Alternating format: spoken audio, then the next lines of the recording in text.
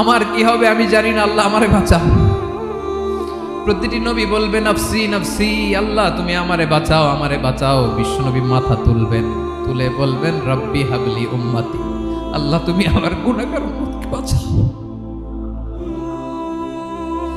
এই দুনিয়ার বুকে রব্বুল আলামিন সব নবীকে একটা করে দাওয়া মুস্তাজাবা দিয়েছেন, মানে যে দোয়া করলে কবুল হয়ে যায় সাথে সাথেই। দাও বিহা, দুনিয়ার সব নবীরা ওই দোয়াটা দুনিয়ায় করে ফেলেছে।